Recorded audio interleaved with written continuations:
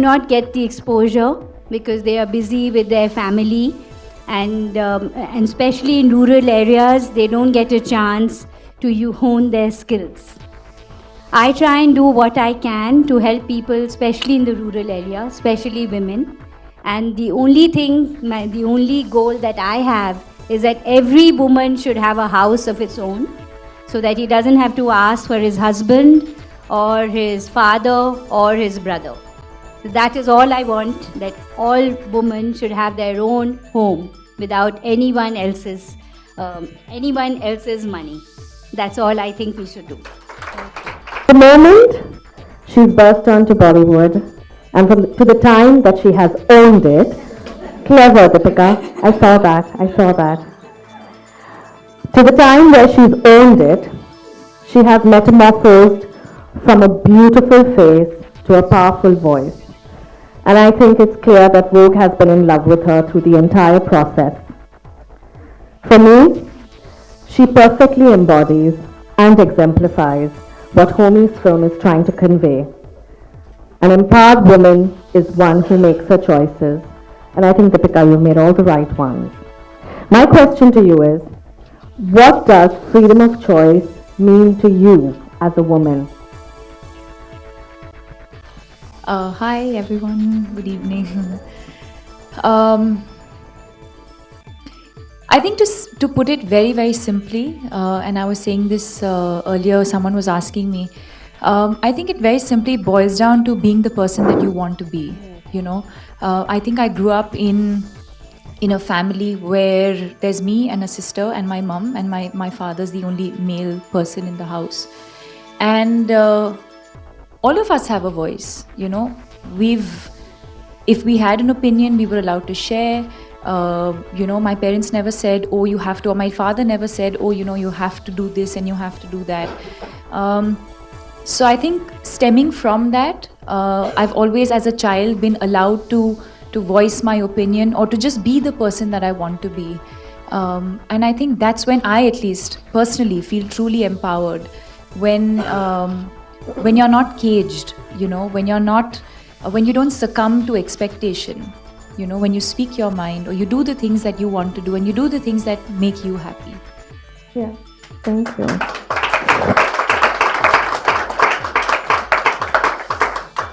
And now for the man of the moment. Homie, wait. I'm not standing. It's my choice. Thank you. For a man who's moved seamlessly, and I must say this successfully, from art house cinema to commercial blockbusters. Sorry, go ahead. With his trademark crazy, cool, and candor, Homie does know what it's like to live life on his own terms, so I'm not at all surprised that the title of this movie is My Choice. Homie, my question for you is, tell us a little bit about your creative journey behind this film. Elaborate on where did it go from the idea to fruition? What were the unique challenges in conveying a singular thought through 99 women? See, firstly, this film wasn't my choice. I read about it being that I had to make it because Deepika had given the pledge saying I will do an initiative where Homie will have to direct it. But we... Oh, I thought it was the other way around. Fooled you guys. Oh, it was a whole thing. They said I have to do the film because you were directing it. I can't believe this. And you know how I always go with your vision and... Yeah. No, but it was a creative collaboration between Deepika and me, and one thing we were very clear was we didn't want to make a fictional story in 2 minutes. We wanted to use real women, empowered women, and we wanted to be very organic. Kaisi Khambata, who's written the words, I think they're extremely powerful words. So we were just ideating, and then finally he came back with what he had written. We both discussed it. We tweaked it ever so slightly, but then we called in the 99 women, and we didn't tell them what they were doing, and they were extremely sporting about it. And they just all landed up, and once they were in front of the camera, I told them, you can do whatever you want, but this is the line that's going to come on your When we see you, this is what the line is going to be. So process that and express yourself how you want. And I found when initially, if you're not an actor, you feel a bit shy about being in front of the camera. But I told them, if you don't want to do anything, don't do anything. And when you tell someone that, they do everything. So I was like, okay, we just want you for 3 minutes each. Now you can go. Sure, little more, little more. So yeah, so it worked out very well. I think it's like I said, it's a beautiful piece, and we were very conscious of not letting the visuals take away from it, from the words. And I think this whole thing of moving black and white portraits was what we wanted to do to just enhance and lift what was written. So I can keep talking, so I think I stop now. Fair enough, homie. You could stop. My one question to all three of you all is, what is the single most defining factor, Deepika? Sorry. Or I had a question for Homi. Why 99 women? And in my head, it's like, so I was just cross-checking if it's like 99 women and the 100 is like all of us, like one woman, no? See, it was... Something like okay, let me tell you the truth. It was 100 women. But I liked the idea of putting 99 in, and then they said, why not 100? And I said, because God said she was busy. according to the three of you, and this is in any order, you've experienced this journey. What, according to you, is the single most defining attribute in identifying an empowered woman? Homi, you want to start first? I think what Deepika said earlier, just a woman who lives on her... I mean, it's a woman who lives on her own terms and is brave enough in a world which is unfortunately not equal, which is unfortunately extremely regressive. I mean, it's sad that today we have to sit here and talk about gender equality in 2015. It's like a joke, but we do. So, I mean, any woman who breaks all that and really doesn't give a shit about that and still lives on her own terms, like Deepika, like Sangeeta, and definitely like my over-empowered wife. I think that's the sign of it. So, yeah. Sangeeta, what about you? What do you think is the most defining attribute for a woman in being empowered? A woman. Feel free to like answer for us and share your thoughts. No, really don't. There are television cameras and crews behind. Really don't feel that free. Maybe after the evening is over. No. In fact, Adna is just being very empowered with the champagne right Adna, we apologize. I've forgotten again the question. My question to you was, Sangeeta, No. She's not asking a question. Sangeeta, it was, Better job. what do you feel? I'm going to ask it to all of you all that. What do you feel is the single most important attribute in a woman being able to say, I'm empowered? Homi says it's her choice to live life on her own terms. Do you feel it's financial independence? It's, like you said, having a home, a roof above your head. What do you feel is?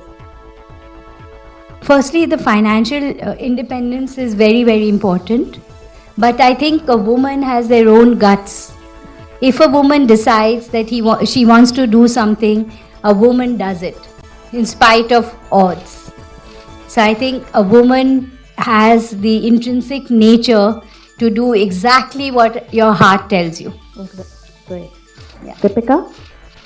I think it would be again more or less similar to what I said earlier, where I think to be the person that you want to be, and I truly believe that you can only achieve that when you have firstly accepted yourself for who you are and what you are, with all your pluses, minuses, your flaws. You have to first love yourself and accept yourself for the way you are, to then be able to go out there and say, you know what, this is who I am and this is what I stand for. Very true. My last question, Homi, and this is the last question. Yeah. Yeah. I have you here for the evening, so you're on my time right now. One of the things that really hit me when I started Empower, and I think all of us at Vogue experienced this, is people saying that, why are you doing this? It's very urban. Vogue is a very urban brand. Isn't this something that is of more relevance in rural India. My question to you all is, as urban professionals, a filmmaker, a corporate, an actress, a journalist, a media person, what can all of us do to support empowerment in a way, big or small? What do you think we can do? Because honestly, the problem, the violation of rights is as prevalent in urban India, probably even more than it is in rural India, and we know that now. What do you think all of us in this room can do to weave the fabric of empowerment? I think it starts with awareness, which is what this is about. I mean, firstly, we all have to be aware and on the same page. After which you can start, the fact that in a modern society, in urban India, the fact that we are still experiencing this in a workplace, we still have domestic abuse, social inequality, gender inequality. It's so I think after it's an awareness that needs to be created, and after that, I guess laws have to be put into place and have to be actually followed through with. I mean that is what the general thing would be to do. But yeah, something else. Deepika? Tough. I think there's it stems from a lot of things, but probably education, right? So yeah. Sangeeta? I feel that, in India, we all say that this is happening and that is happening, but all over the world there are problems. It's not that only India. I also feel that exposure to the rural areas and in the villages is very, very important, and aspiration. Aspiration is also very important, where there's light, so that a woman gets a prime role. Yeah, That is most important. great. Deepika, I was just curious, on a very personal level, what was in it for you? Why did you decide to be part of a video on women's empowerment in India? I think I think the generic reasons would obviously be because I think it is the need of the hour. And I don't think we've made this film saying, okay, this is for India. I think, like Priya said, I think we're facing this issue globally. So yes, it comes from creating awareness, and so I thought that it was important that I be a part of this film with whatever little I have achieved today. If I can, by speaking up, if I can make a difference to a few lives, and if it's going to impact a few lives and make a difference, then why not?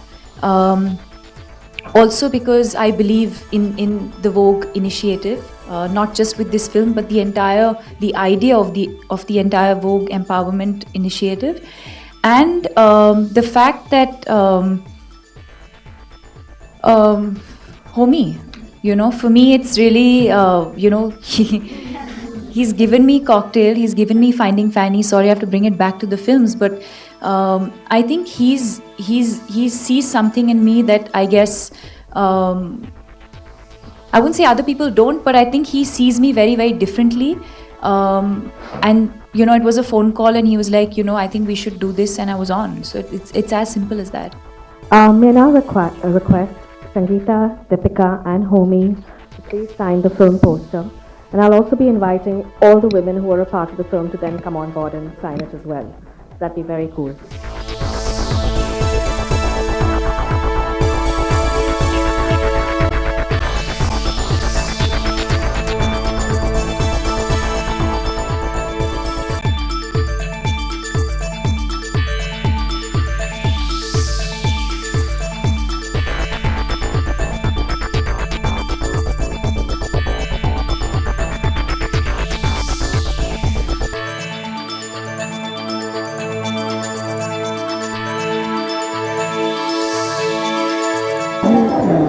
क्या कहना चाहेंगे, किस तरह का women empowerment का video आपने बनाया?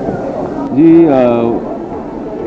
हम जो कर रहे थे, okay, so what we wanted to do was we wanted to show women in a, because today क्या हो रहा है कि they show also the social injustices that are happening with women, oppression against women, but there is also a very strong Indian woman who is an empowered woman, and I wanted to show that across through the net across the globe कि our Indian women are strong and they deserve gender equality.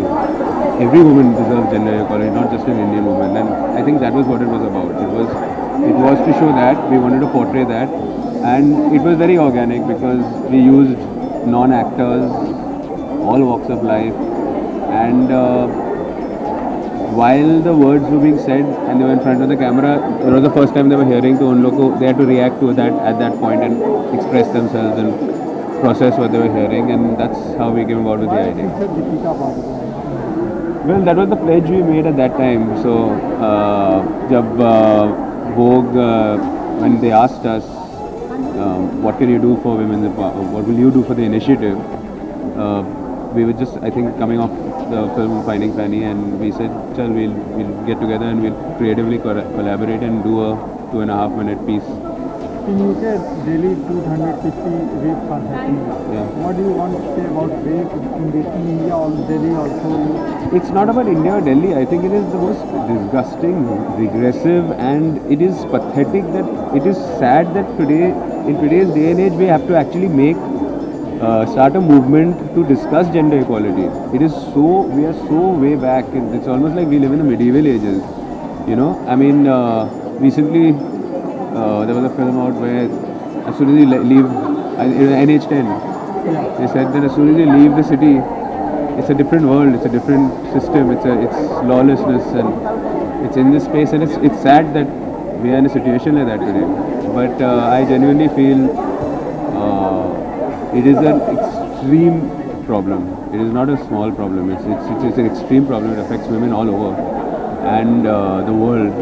And sure, bringing throwing light on it, creating awareness of it is one thing, but we have to act upon it, and it's just getting worse and worse. So it's not a matter of. What are your expectations with government of India on this matter? I think they are. I mean, it's easy to sit and point a finger and to criticize, but I feel that the movement is happening. There's a social awakening happening. So it's not that the government of India is not interested in trying to resolve the issue and all, but it runs much deeper when you go into rural areas and all. And I think that they are taking steps towards doing it. Plus, on an urban level, we are taking steps to try and create awareness, to educate the thing, fighting for the rights of the girl child. So I think it is all happening, but it's just not happening enough. But it will one day. Hopefully, there will be an equal world. Thank you. Thank you so much.